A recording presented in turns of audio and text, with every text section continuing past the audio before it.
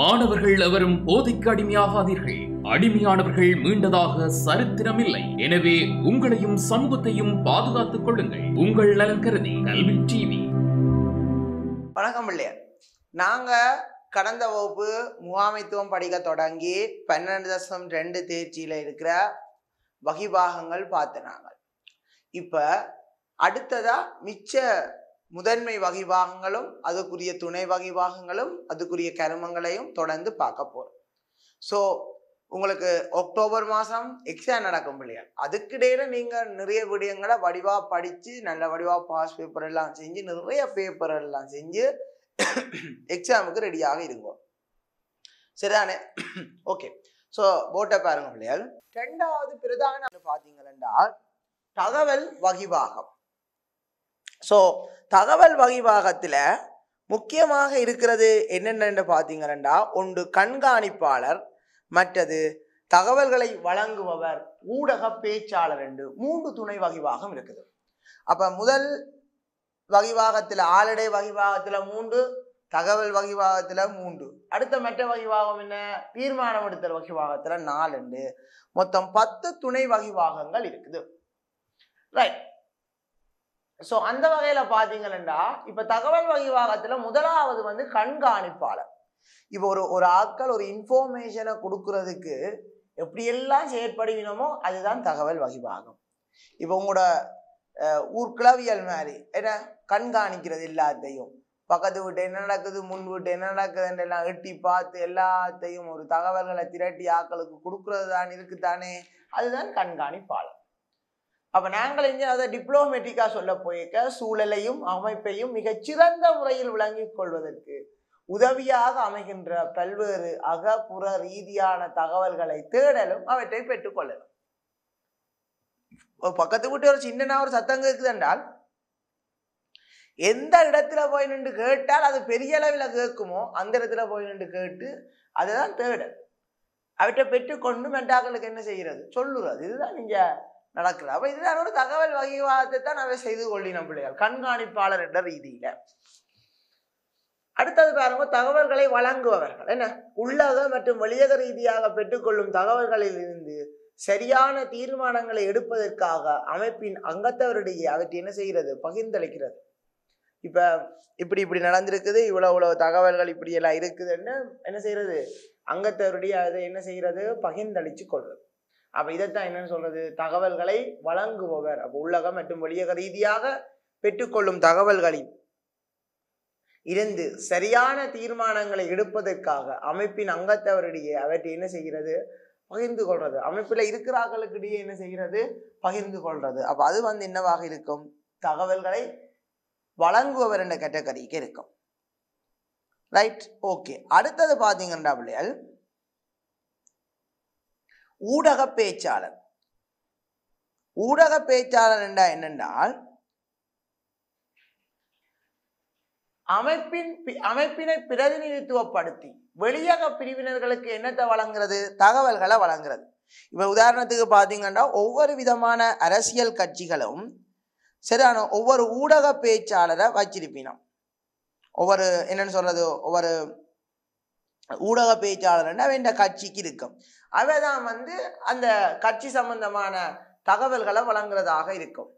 ஏனென்றா அப்பதான் நிறைய ஆளை வச்சு அவர் மூலமாக அது என்ன சொல்றது, அந்த தகவல்களை வந்து வெளியில வழங்கி கொள்றது. சரியானோ? அதே மாதிரி பாருங்க, நியூஸ்ல சொல்லுவாங்க என்னன்னு சொல்றது,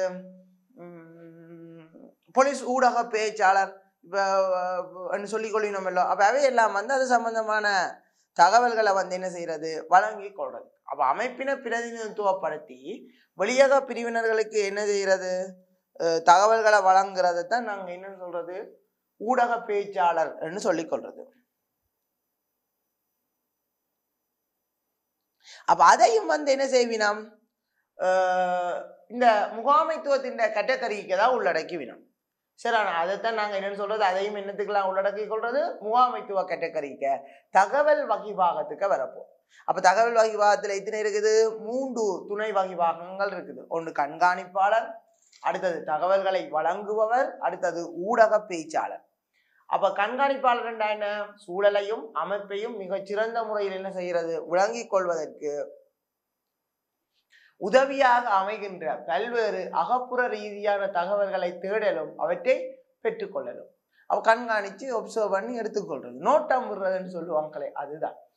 அடுத்தது தகவல்களை வழங்குபவர். உள்ளக மற்றும் வெளியக ரீதியாக பெற்றுக்கொள்ளும் தகவல்களில் இருந்து சரியான தீர்மானங்களை எடுப்பதற்காக அமைப்பின் அங்கத்தவரிடையே அவற்றை என்ன செய்யறது, பகிர்ந்து கொள்றது, ஒரு ஆளுக்கு ஒரு ஆள் தகவலை வழங்கி கொள்றது. அடுத்தது ஊடக பேச்சாளர். அமைப்பினை பிரதிநிதித்துவப்படுத்தி வெளியக பிரிவினர்களுக்கு என்னத்தை வழங்குறது, தகவல்களை வழங்குறது. அப்ப இந்த மூணும் என்னத்துக்கு வரப்போகுது, தகவல் வகிபாகத்துக்கு வரப்போகுது. அடுத்தது பாருங்க, தீர்மானம் எடுத்தல் வகிபாகம். ஒன்று முயற்சியாளர். மாற்றமடைகின்ற சூழ்நிலைமைகளுக்கு ஏற்ப பொருந்தக்கூடியவாறு அமைப்பினுள் மாற்றங்களை செய்தல். அதான சொல்லணும். இப்ப ஒரு ட்ரெண்டிங் நடக்க அந்த மேனேஜ்மெண்ட் தான் சொல்லணும், இது அப்படி மாத்துங்க இப்படி மாத்துங்கன்னு சொல்றது. அப்ப அது முயற்சியாளர்களாக இருக்கும். ஏன்னா மாற்றமடைகின்ற சூழலுக்கு ஏற்ற மாதிரி அல்லது பொருந்தக்கூடிய மாதிரி மாற்றங்களை செய்யறால முயற்சியாளர்களாக இருப்பினும்.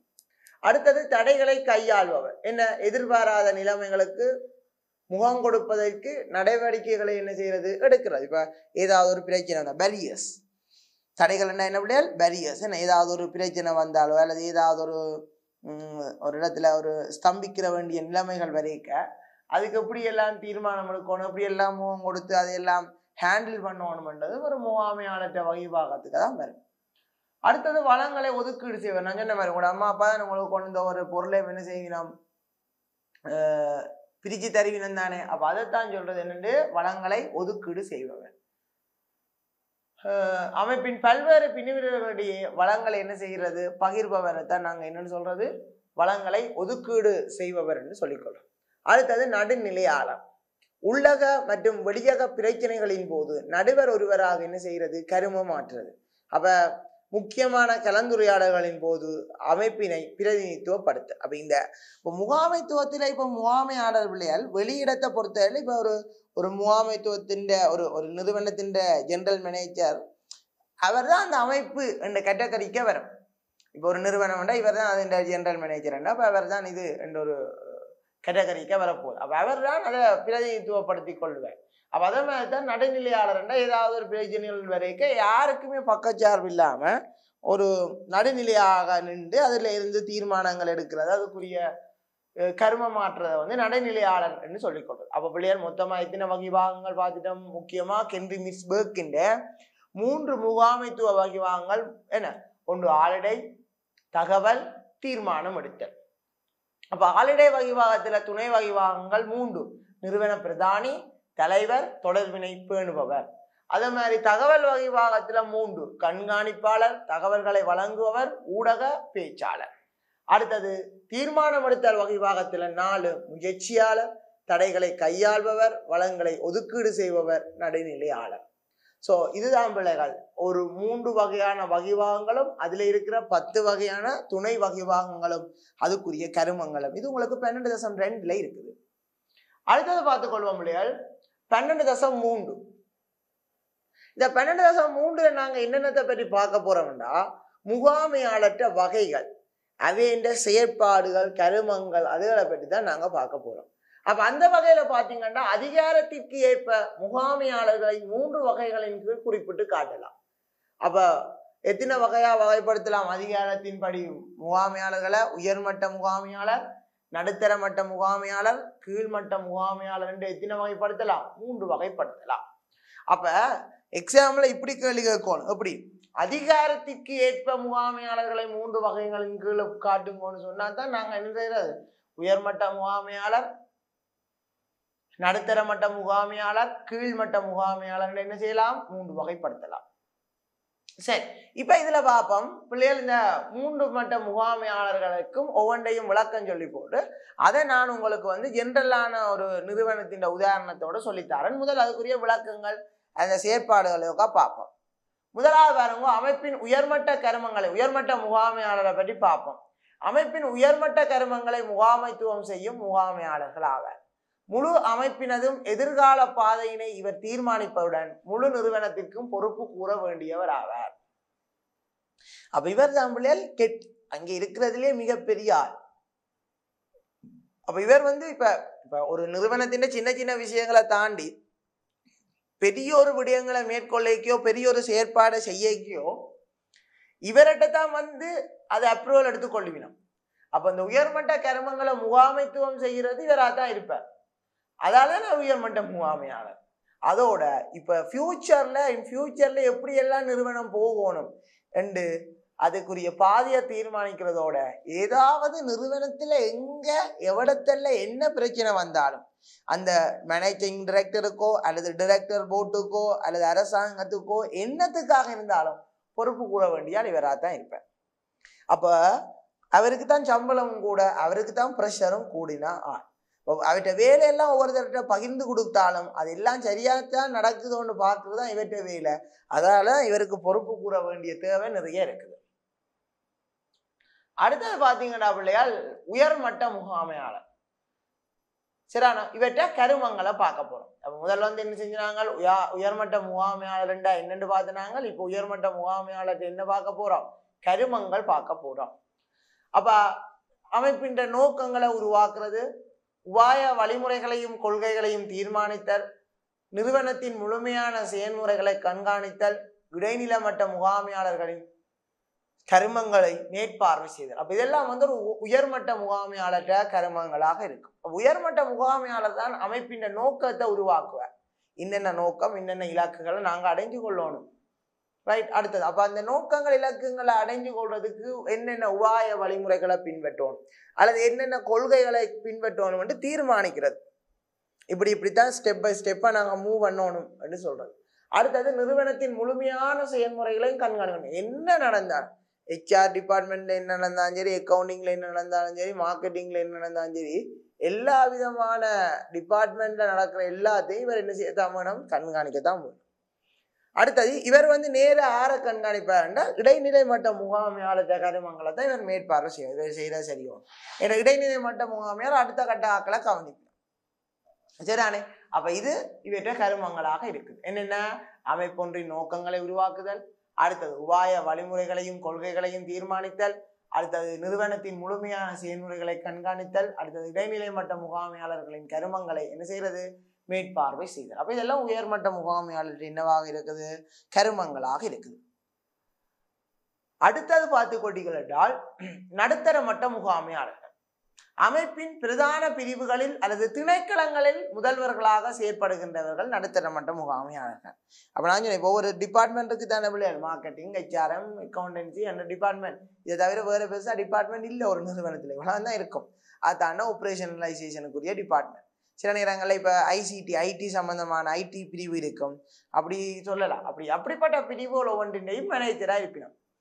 இப்போ பார்த்தீங்கன்னா சில ஹோட்டல்ஸில் வந்து எலக்ட்ரிக்கலை கொண்டு ஒரு ஆக்கள் இருப்பினோம், ஹவுஸ் கீப்பிங் என்று இருப்பினோம், அதுக்கு மேனேஜ் இருக்கும், அப்படி எல்லா இடமும் இருக்கும். அப்போ இப்படிப்பட்ட ஒவ்வொரு திணைக்களங்களுக்கும் உரிய இப்போ முதல்வர்கள் பிரதான நபர்களை தான் நாங்கள் என்னென்னு சொல்றது, நடுத்தர மட்ட முகாமையாளர்கள் என்று சொல்றது. என்னென்னு சொல்றது, நடுத்தர மட்ட முகாமையாளர்கள் என்று சொல்லிக்கொள்றோம். அப்போ அமைப்பின் பிரதான பிரிவுகளில் அல்லது திணைக்களங்களில் முதல்வர்களாக செயற்படுகின்ற நடுத்தர மட்ட முகாமையாளர்கள் ஆவர். அப்ப இவை எப்படி என்றால் உயர்மட்ட முகாமையாளருக்கு தீர்மானங்கள் எடுக்கிறதுக்கு இவதான் தகவல்களை கொடுப்பினோம். அதே நேரம் கீழ்மட்ட முகாமையாளர்களுக்கான தீர்மானம் எடுக்கிறதோ அல்லது அவைக்குரிய செயற்பாடுகளை கொடுக்கறது மேராத்தான் இருப்பார் நடுத்தர மட்ட முகாமையாளர்கள். அடுத்தது வந்து இந்த உயர்மட்ட முகாமையாளர் உபாய ரீதியான தீர்மானங்களை கீழ்மட்ட முகாமையாளர்களுக்கு தேவையான செயற்பாட்டு தீர்மானங்களாக மாற்றுகின்ற முகாமையாளர்கள். அப்ப இவ வந்து இப்படியெல்லாம் செய்யணும், இப்படியெல்லாம் நடக்கணும் என்று தீர்மானம் எடுத்தா அதை இப்படி செய்யணும் என்று கீழ்மட்ட முகாமையாளர்களுக்கு கொண்டு கொடுக்கிறாள் யாராத்தான் இருப்பார், இந்த நடுத்தர மட்ட முகாமையாளராக. அவர் ரெண்டு பேருக்கும் இடையின்ற ஒரு இடைத்தரகர் நடுத்தர மட்ட முகாமையாளர். யாருக்குமா இருக்கும், உயர்மட்ட முகாமையாளருக்கும் மற்றது கீழ்மட்ட முகாமையாளர்களுக்கும் இடையிலான ஒரு இடைத்தரகர்களாக யாரா இருப்பினோம், இந்த நடுத்தர மட்ட முகாமையாளர்களாக இருப்பினோம். ரைட். அப்ப இந்த நடுத்தர மட்ட முகாமையாளர்கள்ட்ட கருமங்கள் என்னென்னு பார்ப்போம். என்ன கொஞ்சம் கூடின கருமங்களாக இருக்கிறார். என்ன, ஒன்று உயர்மட்ட மற்றும் கீழ்மட்ட முகாமையாளர்களுக்கு இடையில் இணைப்பு கருமங்களை மேற்கொள்ள சொன்னான் இப்பதான். அடுத்தது உயர்மட்ட முகாமையாளர்களினால் விருத்தி செய்யப்படுகின்ற திட்டங்கள், உபாயங்கள், கொள்கைகள் என்பவற்றை நடைமுறைப்படுத்தல். அப்ப அவை எல்லாம் திட்டத்தை எல்லாம் கலந்து ஆலோசிச்சு செய்துட்டு கொண்டு இவையிட்ட கையளிக்கணும். அப்ப இவர் தான் அதை என்ன செய்யணும், நடுத்தர மட்ட முகாமையாளர் அதை என்ன செய்யணும், ஒழுங்கா செயற்படுத்தணும். அதாவது நடைமுறைப்படுத்தி அதுக்குரிய கருமங்களை மேற்கொள்றது யாராத்தான் இருக்கணும், நடுத்தர மட்ட முகாமையாளர் தான் இருக்கணும். அடுத்து உயர்மட்ட முகாமைத்துவத்திற்கு தீர்மானம் எடுப்பதற்கு தேவையான என்னத்தை வழங்கணும், தகவல்களை வழங்கணும். அப்ப இப்ப இந்த கீழ்மட்ட முகாமையாளர்கள்ட்ட இருந்தோ அல்லது அவையின் கருமங்கள்ல இருந்தோ அந்த தகவல்கள் ஒவ்வொன்றையும் எடுத்துக்கொண்டு போய் யார்கிட்ட கொடுக்கணும், உயர்மட்ட முகாமையாளர்கிட்ட. யார் கொடுப்பினும், நடுத்தர மட்ட முகாமையாளர்கள் கொடுப்பினும். அடுத்தது கீழ்மட்ட முகாமையாளர்களின் கருமங்களை மேற்பார்வை செய்தலும் கட்டுப்படுத்தலும். அப்ப கீழ்மட்ட முகாமையாளர் என்னென்ன செய்யறான்னு அவனை பார்க்கணும், பார்த்து அவன் அதுக்குரிய வகையில அவனை கட்டுப்படுத்தணும், அவனை மேற்பார்வை செய்கிறதும் இவனை தான் இருக்கு. இவனது நடுத்தர மட்ட முகாமையாளர்களான என்னென்னத்தை செய்யணும் அதை ஒழுங்கா வழி நடத்தி ஒழுங்கா அதை ஊக்குவிச்சு கொண்டு போறதும் நடுத்தர மட்ட முகாமையாளர்கள். அப்ப பாத்தீங்கன்னா உயர்மட்ட முகாமையாளருக்கும் பெருசா இறங்கி வேலை செய்கிறீல்ல, அவர் நடுத்தர மட்ட முகாமையாளரை மேற்பார்வை செய்வார். நடுத்தர மட்ட முகாமையாளருக்கும் பெருசா வேலை இல்லை, ஏன்னா இவர் செய்யறது அவருக்கு கொண்டு சப்மிட் பண்றான். அப்ப இந்த கீழ்மட்ட முகாமையாளர் தான் என்ன செய்ய போறான், வேலை செய்ய போறான். பாருங்க, கீழ்மட்ட முகாமையாளர்கள் அல்லாத செயற்பாட்டு ஊழியர்களுடன் நேரடியாக தொடர்பு படுகின்ற பதவியே கீழ்மட்ட முகாமையாளர்கள் ஆகும். அப்ப இவ இங்க முகாமையாளர்கள் இல்ல, செயற்பாட்டோட நேரடியாக தொடர்பு கொள்கின்ற ஆக்களா இருக்கணும். செயற்பாடு செய்கிற ஆக்கள், ஒரு உற்பத்தி என்ன செய்யறது அல்லது இறங்கி வேலை செய்கிற ஆக்கள்லாம் இந்த கீழ்மட்ட முகாமையாளர்கள். அப்ப இவன கருமங்கள் என்ன, உயர் நடுத்தர மட்ட முகாமையாளர்களின் திட்டங்கள், கட்டளைகளை என்ன செய்யறது, நடைமுறைப்படுத்துறான். என்ன சொல்றானோ அதை இவன் செய்வான், அவ்வளவுதான். அப்ப நாளைக்கு ஒரு பிரச்சனை வரைக்கும் அதுதான பொறுப்பு. ஏண்டா இவன் சொல்லுவான், நான் இதை சொன்னதை செஞ்சேன், யார் நடுத்தர மட்ட முகாமையாளர் சொன்னதை செஞ்சேன். நடுத்தர மட்ட முகாமையாளர் சொல்ல தான் உயர்மட்ட முகாமையாளர் சொன்னதை தான் செஞ்சேன். ஆனா உயர்மட்ட முகாமையாளர் யாரையும் பொறுப்பு கூறையிலா இல்லோ. அப்ப கீழ்மட்ட முகாமையாளருக்கு பொறுப்புன்றது கிடையாது. அடுத்தது முகாமைத்துவம் இல்லாத ஊழியர்களின் கருமங்களை மேற்பார்வை செய்தலும் கட்டுப்படுத்தலாம். அப்படி முகாமைத்துவத்துக்கு இல்லாம இருக்கிற ஆக்களை கட்டுப்படுத்துறது யாரா இருப்பினா கீழ்மட்ட முகாமையாளர்களாக இருப்பினா. சரிதான பிள்ளையர்? அப்ப 3 வகையான முகாமைத்துவ மட்டங்களை பார்த்துனாங்க. அதிகாரத்திற்கு ஏற்ப 3 வகையான முகாமைத்துவ கருமங்களை பார்த்துனாங்க. அப்ப பிள்ளையர் 3 வகையான முகாமைத்துவ மட்டங்கள் என்ன பாருங்க. அதிகார மட்டத்திற்கு ஏற்ப அதிகாரத்திற்கு ஏற்ப 3 வகையான முகாமைத்துவங்கள் பார்த்துனாங்க. 1 உயர்மட்ட முகாமையாளர், நடுத்தர மட்ட முகாமையாளர், கீழ்மட்ட முகாமையாளர் அல்லது முதல் வரிசை முகாமையாளர். அப்ப நான் இப்ப என்ன சொல்ல போறேன்னா, இப்ப உங்களுக்கு இப்ப இந்த 3 முகாமையாளர்களுக்கும் ஒரு நிறுவனத்துல இருக்கிற உதாரணம் சொல்ல போறேன். இப்ப கீழ்மட்ட முகாமையாளர்கள் யாருன்னு பாத்தீங்கன்னா, ஒவ்வொரு நிறுவனத்திலையும் ஒவ்வொரு வேலைக்கும் சூப்பர்வைசர் இருப்பினம், அப்படி இந்த வேலை செய்யற சின்ன சின்ன ஆக்கள் இருப்பினம் இல்லோ, அவ கீழ்மட்ட முகாமையாளர்கள். ஒவ்வொரு டிபார்ட்மெண்ட்டும் இப்ப HR கெட், அக்கௌண்டன்சி கெட், ஒவ்வொரு டிபார்ட்மெண்ட்டுக்கும் ஹெட்டுகள் இருப்பினம் இல்லோ, அவை எல்லாமே நடுத்தர மட்ட முகாமையாளர். இவ எல்லாரையும் கட்டுப்படுத்துகின்ற என்ன சீஃப் எக்ஸிக்யூட்டிவ் ஆபீசர்ஸ், CEO என்று சொல்லுவினமே, அவர் தான் யாரா இருப்பார், மேல்மட்ட முகாமையாளராக இருப்பார். அல்லது ஜெனரல் மேனேஜர், அவர் மேல்மட்ட முகாமையாளராக இருப்பார். அதிபரை பள்ளிக்கத்தை பொறுத்தவரையில் அதிபர். அப்ப இதுதான் இந்த 3க்கும் இடையிலான விளக்கமாக இருக்கும், 3க்குமான உதாரணமாக இருக்கும். என்ன, ஒன்று சீஃப் எக்ஸிக்யூட்டிவ் ஆஃபீஸர், அடுத்தது ஒவ்வொரு டிபார்ட்மெண்ட் கிட்ஸ், மற்றது என்ன அதுக்கு கீழே இருக்க சின்ன சின்ன சூப்பர்வைசர், அவைக்கு கீழே வேலை செய்யற அசிஸ்டன்ஸ் ஆக்களா இருப்பினும். ஸோ இது 3 முகாமைத்துவ மட்டத்துக்கும் இடையிலான உதாரணங்கள், நடைமுறையில் இருக்கிற உதாரணங்களாக இருக்கும். இதை நீங்க பார்த்து கொள்ளக்கூடிய மாதிரி, கவனித்து கொள்ளக்கூடிய மாதிரி இருக்கும். ஒவ்வொரு நிறுவனங்களுக்குள்ள போனீங்கன்னா, வேலை இடங்களுக்கு போனீங்கன்னா இருக்கும். இந்த கோஆப்ரேட் வேர்ல்டில் இது கட்டாயமாக இருக்கும். சரிதான பிள்ளைகள்? Right, okay. ஸோ இப்போ நாங்கள் அடுத்த கட்டமாக மிச்சத்தை பார்த்து கொண்டு போவோம். 12.3 அடுத்தது பார்த்தீங்கன்னா ரோபர்ட் எல் கேட்ஸ். இந்த ரோபர்ட் எல் கேட்ஸ் என்ன செஞ்சாருன்னா, முகாமையாளர்கிட்ட இருக்க வேண்டிய திறன்கள் என்று கொஞ்சம் திறன்களை முன் வச்சிருக்கிறார். இப்போ இந்த திறன் எல்லாம் முகாமையாளர்கிட்ட கட்டாயம் இருக்கணும், இருந்தால் அது நல்லா, அப்போதான் இன்னும் அது வினைத்திறனாக செயற்படும் என்றதை பற்றி சொல்லி இருக்கிறார். ஸோ என்னென்ன திறன்கள்னு பார்த்தா, முதலாவது பாருங்க பிள்ளைகள், எண்ணக்கருவாக்க திறன், மானுட திறன், தொழில்நுட்ப திறன். எத்தனை திறன் பிள்ளைகள்? 3. என்ன ஒன்று என்ன பிள்ளைகள்? எண்ணக்கருவாக்க திறன், மானிடத்திறன், மற்றது என்ன, தொழில்நுட்பத்திறன். சரி, எண்ணக்கருவாக்கத்திறன் என்னன்னு பார்ப்போம். இப்ப சிக்கலான சந்தர்ப்பங்களில் உருவாகின்ற புதிய கருத்துக்களை பகுப்பாய்வு செய்வதற்கான உள ரீதியான ஆற்றல்கள் ஆகும். இப்ப ஒவ்வொரு சந்தர்ப்பத்தில் ஒவ்வொரு விதமான கருத்துக்கள் வரும், புதிய புதிய கருத்துக்கள் வரும், சிக்கலான கருத்துக்கள் வரும். இது அப்படி செய்யலாம், இப்படி செய்யலாம், இது இப்படி செய்தது பிழை என்றெல்லாம் இருக்கல்லோ, அதை உள ரீதியான ஆற்றல், அதை பகுப்பாய்வு செய்யும். இது ஏன் இப்படி நடந்தது, எப்படி செஞ்சா இந்த பிரச்சனையை தீர்க்கலாம், எப்படி இதுல மூவ் பண்ணணும்னு அதை நாங்கள் அனலைஸ் பண்ணுகின்ற ஆற்றலைத்தான், உள ரீதியான ஆற்றலைத்தான் நாங்க என்னன்னு சொல்றது, எண்ணக்கருவாக்கத்திறன் என்று சொல்லிக்கொள்றோம். அப்ப இந்த எண்ணக்கருவாக்கத்திறன் யாருக்கு கூட தேவைன்னு பாத்தீங்கன்னா உயர்மட்ட முகாமையாளருக்கு தான் கூட தேவை. அவர் தானே தீர்மானத்தை எடுக்க போறாள், அவர் தானே இலக்கு நோக்கத்தை எல்லாம் கவனிக்க போறாள். அப்ப அவருக்கு தான் என்ன தேவை, இந்த எண்ணக்கருவாக்கத்திறன் தேவை. அடுத்தது பிள்ளைகள், மானிடத்திறன், மனச்சாட்சி என்ன சொல்லலாம். இந்த மானிடத்திறன் என்னண்டா ஏனையவர்களை விளங்கிக் கொள்வதற்கும் ஒத்துழைப்புடன் வேலை செய்வதற்கும் மனிதாபிமான முறையில் நடந்து கொள்வதற்கும் முகாமையாளர் ஒருவரிடம் காணப்படுகின்ற ஆற்றல். இப்ப சார் மனிதாபிமான முறையில நடந்து கொள்றாங்க ஒரு தருமே இல்லை. சரி, ஆனாலும் சில இடங்கள்ல இருக்குது. நாங்க வேலை செய்யற இடத்துலயும் இவங்களோட HR அப்படித்தான். அந்த ஒரு HR-க்கு இருக்க வேண்டிய அவ்வளவு அம்சமும் அவர்கிட்ட இருக்குது. ஒரு ஆக்களோட எப்படி மூவ் பண்றது, எப்படி அதை ஹேண்டில் பண்றதுன்றதெல்லாம் அந்த HR-ட்ட இருக்கிற ஒரு திறனாக இருக்குது. அப்ப அவர்கிட்ட நிறைய மானிட திறன் இருக்குது.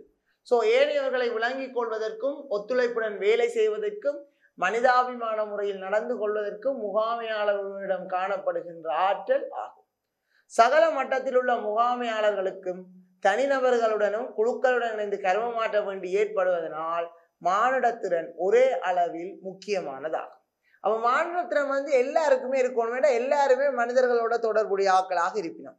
இப்ப கீழ்மட்ட முகாமையாளராக இருந்தாலும் சரி, நடுத்தர மட்ட முகாமையாளராக இருந்தாலும் சரி, உயர்மட்ட மேல்மட்ட முகாமையாளராக இருந்தாலும் சரி, எல்லாருமே அங்க இருக்கிற மனிதர்களோட தொடர்புடைய ஆட்களாக இருப்பினும். அப்ப அப்படி தொடர்புடைய ஆட்களாக இருக்கிறபடியால் அவ எல்லாருக்குமே, இந்த 3 மட்ட ஆட்களுக்குமே மானிடத்திறன் என்னவாக இருக்குது, கட்டாயம் தேவையாக இருக்குது. சரிதானே? ரைட். அடுத்தது பார்த்துக்கொண்டீங்கன்னா அப்படியே தொழில்நுட்பத்திறன். இப்போ தொழில்நுட்பத்திறன் என்னன்னு நீங்க நினைக்கக்கூடாது ஏதோ எலக்ட்ரானிக் அல்லது இன்ஃபர்மேஷன் டெக்னாலஜியோட சம்பந்தப்பட்ட திறன். இப்போ ஏதேனும் விசேட துறைக்குரிய ஏதேனும் கருவங்களை செய்வதற்கு முகாமையாளர் அந்த துறையில இருக்கிற ஒவ்வொரு விஷயங்களையும் செய்யறதுக்கான அறிவு. எந்தெந்த துறையோ அந்த துறையில இருக்கிற அடிமட்ட வேலையிலேருந்து எல்லாத்தையும் செய்யறதுக்கு இருக்கிற அறிவு, அனுபவம், ஆற்றலைத்தான் நாங்க என்னன்னு சொல்றது, தொழில்நுட்பத்திறன். அப்ப என்ன, ஏதேனும் விசேட துறைக்குரிய ஏதேனும் கருமங்களை செய்வதற்கு முகாமையாளர் ஒருவரிடம் காணப்பட வேண்டிய சிறப்பு அறிவு, அனுபவம், ஆற்றல் தொழில்நுட்பத்திறன் எனப்படும். அப்ப அது தொழில்நுட்பத்திறனாக இருக்க வேண்டும், அந்த துறைக்குரிய கருமங்களை மேற்கொள்வதற்கான இது. அடுத்தது, அமைப்பொன்றின் கீழ்மட்ட முகாமையாளர்கள் என்பதனால் அவர்களுக்கு தொழில்நுட்பத்திறன் கூடுதலாக தேவைப்படும். அப்ப யாருக்கு தொழில்நுட்பத்திறன் கூட தேவை, கீழ்மட்ட முகாமையாளர்களுக்கு தான் தேவை. அப்ப பாருங்க, ராபர்ட் எல்கர்ட்ஸ் என்ன இல்லையா, ராபர்ட் எல்கர்ட்ஸ் 3 முகாமைத்துவ திறன்கள் சொன்னார்.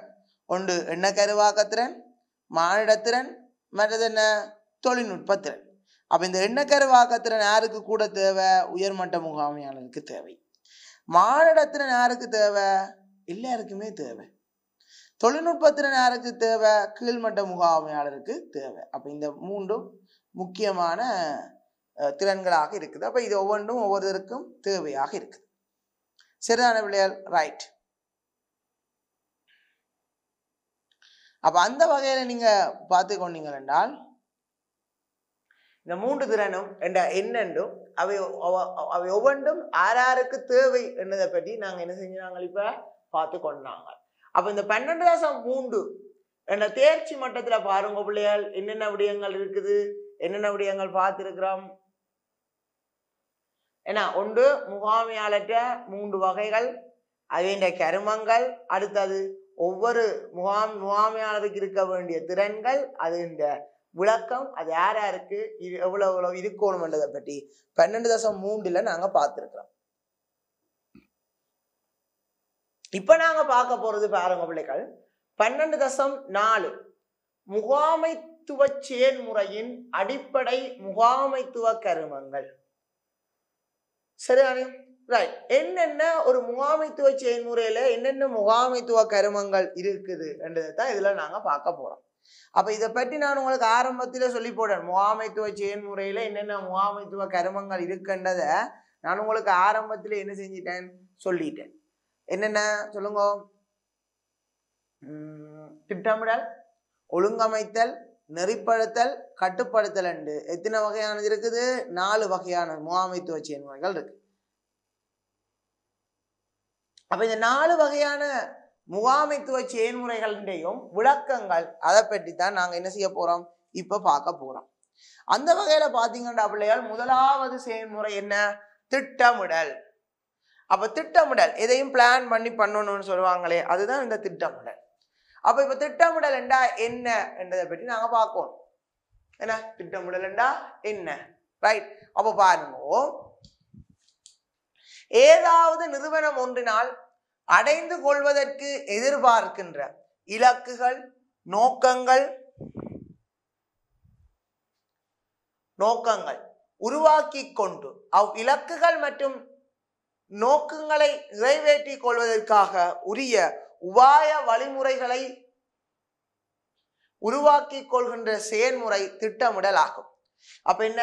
நீங்க என்னத்தை அடையணும், அது எப்படி அடையணும் திட்டமிடல பார்க்க போறோம். அவ்வளவுதான் விஷயம். அப்ப உங்களோட இலக்கு என்ன, நோக்கம் என்ன, அது எப்படி அடைஞ்சு கொள்றது என்றதை பற்றி நாங்க எங்க பார்க்க போறோம்? திட்டமிடல்ல பார்க்க போறோம். சரிதானே? ரைட். அடுத்தது பாத்தீங்கன்னா ஒழுங்கமைத்தல். நிறுவனம் ஒன்றின் இலக்கு மற்றும் நோக்கங்களை வினைத்திறனாகவும் பயனுறுதியான முறையிலும் நிறைவேற்றி கொள்ளும் பொருட்டு வளங்களை ஒதுக்குதல், அதிகாரங்களை பகிர்ந்தளித்தல், வேலைகளை பகிர்ந்தளித்தல் என்பவற்றுடன் தொடர்புடைய செயல்முறை ஒழுங்கமைத்தல் ஆகும். அப்ப இதை நாங்க பகிர்ந்து கொடுக்கிறது தான் என்ன? ஒழுங்கமைத்தல். இந்த வேலையை இவருக்கு கொடுப்போம், இந்த அதிகாரத்தை இவர்கிட்ட கொடுப்போம். இந்த 2வது சித்தப்பா சோட்டீட்ஸ் டிஸ்ட்ரிபியூஷனை கவனிச்சு கொள்ளட்டும், பெரிய மாமா நீங்க போய் நிலகுடத்தடியில நில்லுங்க, ஆக்களை வரவேற்று கொள்ளுங்க, அப்படி எல்லாம் சொல்லி கொடுப்போம் தானே, அது ஒழுங்கமைத்தலுக்க வரும். அப்ப ஒரு இலக்கு மற்றும் நோக்கங்களை வினைத்திறனாகவும் பயனுறுதியான முறையில் நிறைவேற்றி கொள்ளும் பொருட்டு என்ன? வளங்களை ஒதுக்குதல், அதிகாரங்களை பகிர்ந்தளித்தல், மற்ற என்ன? வேலைகளை பகிர்ந்தளித்தல். இவ்வளவுத்தோடையும் தொடர்புடைய செயல்முறையைத்தான் நாங்க என்ன சொல்றது? ஒழுங்கமைத்தல் என்று சொல்லிக் கொள்றோம்.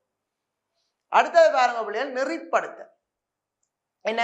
நிறுவனத்தின் இலக்குகள், நோக்கங்களை அடைந்து கொள்வதற்கு தேவையான செயற்பாடுகளில் தனிநபர்களை ஈடுபடுத்துவதில் செல்வாக்கு செலுத்துதல், அவர்களை விழிப்புணர்வூட்ட செய்தல் மற்றும் அவர்களை வேலைகளுக்கு ஊக்கப்படுத்தலும் ஆகிய செயல்முறை ஆகும். அப்ப அவையை ஈடுபடுத்தி செல்வாக்கு செலுத்தி விழிப்புணர்வு, சரியா செய்யுங்க, இதுல சிக்கல் வரும், இதை கவனிச்சு கொள்ளுங்க, அதை பாருங்கன்னு சொல்றது நெறிப்படுத்தல்.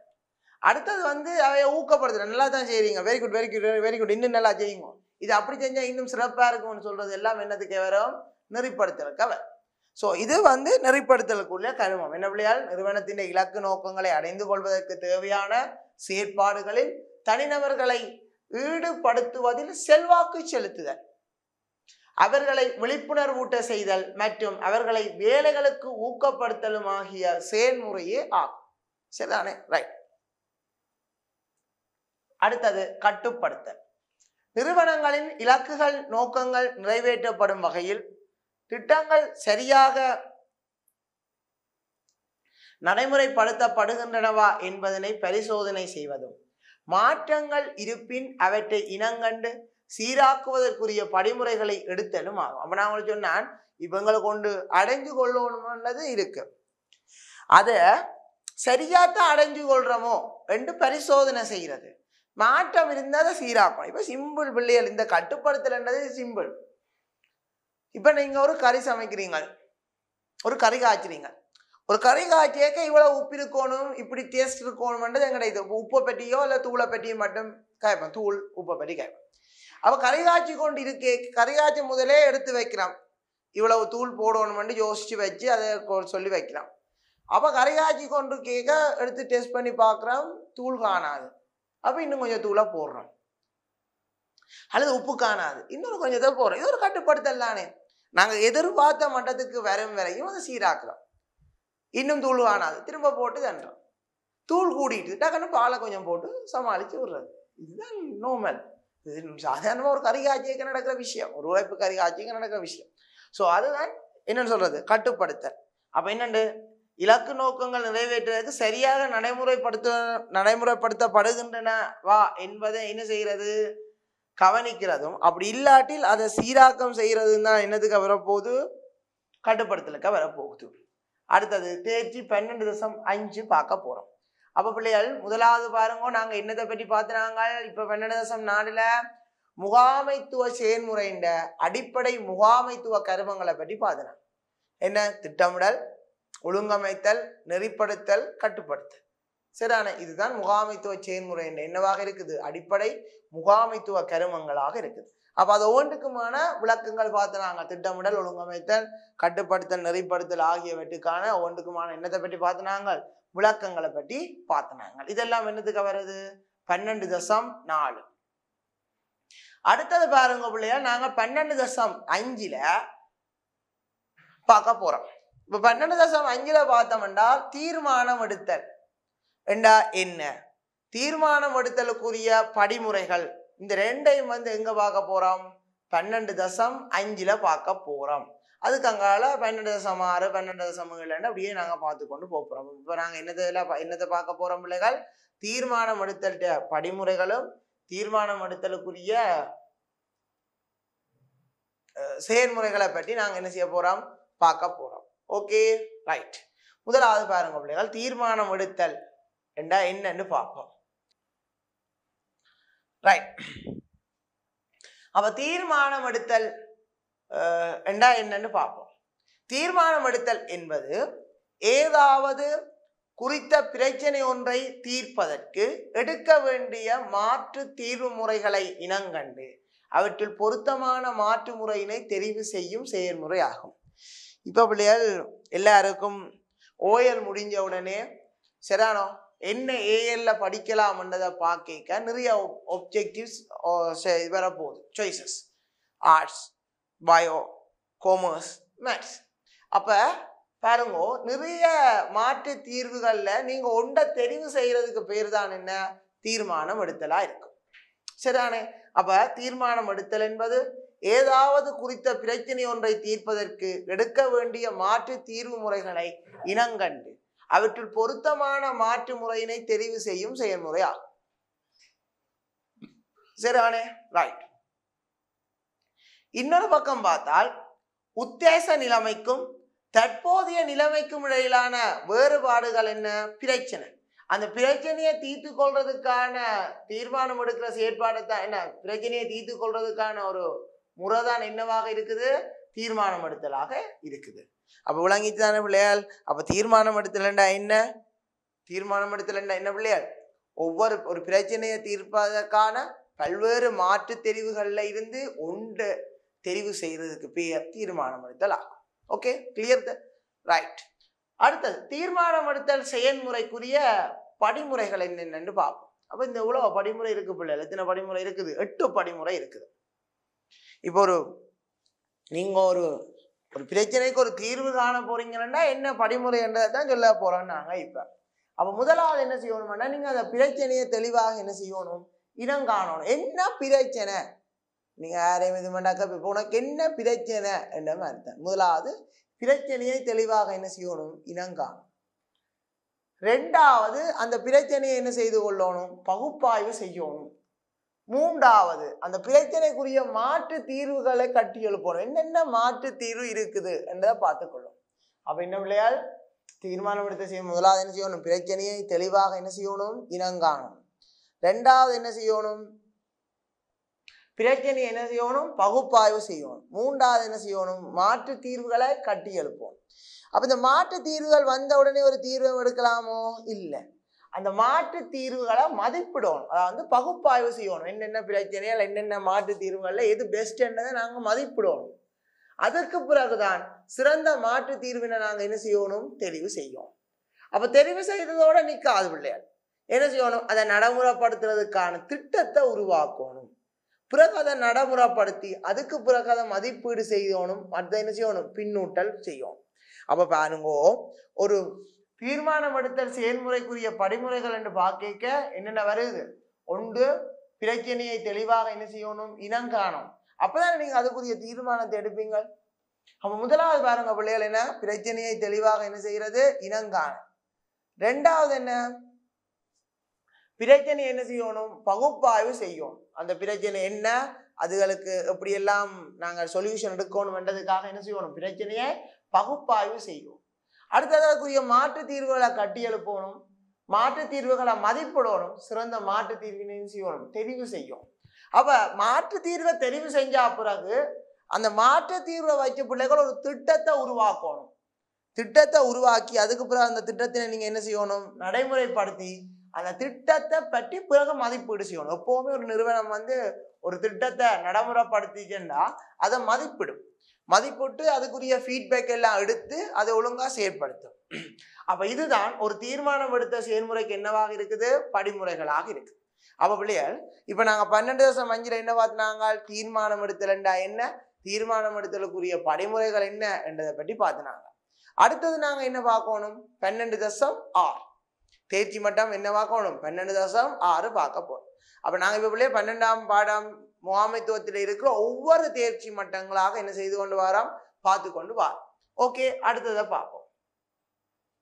12.6 பாத்தீங்கன்னா பிள்ளைகள் திட்டமிடலை பற்றி சொல்லி கிடக்குது. இப்ப திட்டமிடல் என்ன, திட்டமிடல் படிமுறைகள், அதின் முக்கியத்துவங்களை பற்றி தான் எங்க பார்க்க போறோம், 12.6 பார்க்க போறோம். ஸோ எல்லாரும் போட்ட பாருங்க பிள்ளைகள், சரிதானே?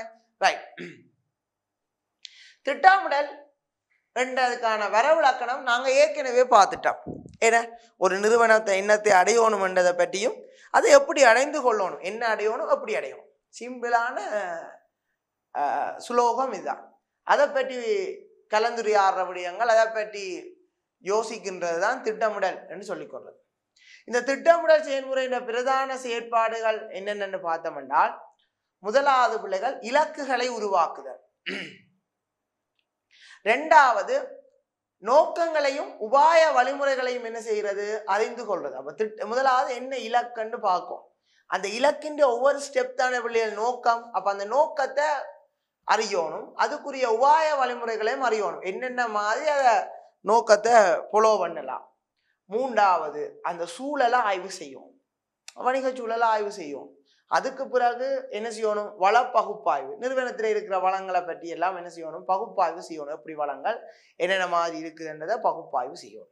அடுத்தது வாய்ப்புகளையும் அச்சுறுத்தல்களையும் இனங்காணும். இப்ப நிறுவனத்துல ஒரு திட்டமிடலாளு அல்லது ஒரு செயற்பாட்டை நடத்தி கொள்றதுக்கு போயிருக்க என்னென்ன வாய்ப்புகள் இருக்குது, அதுல என்னென்ன அச்சுறுத்தல்கள் இருக்குது என்றதை இனங்காணும். அடுத்தது இனங்காணலும் செயற்திறன் இடைவெளி பகுப்பாய்வு. அப்ப நாங்க ஒவ்வொன்று இனங்காண்டுட்டு இந்த செயற்திறன் இடைவெளி பகுப்பாய்வுன்னா ஒன்று இருக்கிறதுக்கும் ஒன்று கடைஞ்சு கொள்றதுக்கும் இடையிலான அந்த டிஃபரெண்ட் தான் சொல்லுது செயற்திறன் இடைவெளி, அதை பகுப்பாய்வு செய்யும். அடுத்தது தந்திரோபாய தீர்மானங்களை எடுத்தலும் திட்டத்தை தயாரித்தலும். அப்ப இந்த இதுக்குரிய நல்ல தீர்மானங்களை எடுக்கணும், திட்டத்தை என்ன செய்யணும், தயாரிக்கும். அடுத்தது உபாய வழிமுறைகளை நடைமுறைப்படுத்துதல், திட்டத்தை நடைமுறைப்படுத்துதல், வெற்றியினை அளவிடலும் கட்டுப்படுத்தல். அப்ப இவ்வளவு ஒரு என்னன்னு சொல்றது, திட்டமிடல் செயல்முறையின் பிரதான செயற்பாடுகளாக இருக்குது. அப்ப எத்தனை செயற்பாடுகள் பிள்ளைகள், இலக்குகளை உருவாக்குதல், நோக்கங்களையும் உபாய வழிமுறைகளையும் அறிந்து கொள்ளல், சூழல் ஆய்வு, வள பகுப்பாய்வு, வாய்ப்புகளையும் அச்சுறுத்தல்களையும் இனங்காணல், இனங்காணலும் செயற்திறன் இடைவெளி பகுப்பாய்வும், தந்திரோபாய தீர்மானங்களை எடுத்தலும் திட்டத்தை தயாரித்தலும், உபாய வழிமுறைகளை நடைமுறைப்படுத்துதல் அல்லது திட்டத்தை நடைமுறைப்படுத்துதல், வெற்றியினை அளவிடலும் கட்டுப்படுத்தல். ஸோ இவ்வளவு ஒரு திட்டமிடல் செயல்முறை என்னவாக இருக்குது, பிரதான செயற்பாடுகள். அப்ப நாங்கள் 12.6 இருக்கிற மிச்ச விடயங்களை அடுத்த வீடியோல அடுத்த வகுப்புல பார்த்துக்கொள்வோம். நன்றி பிள்ளையர். கல்வி டிவியில் புத்தம்புது நிகழ்ச்சிகளை உடனுக்குடன் பார்த்து மகிழ எமது Facebook மற்றும் YouTube பக்கத்தை லைக் செய்யுங்கள்.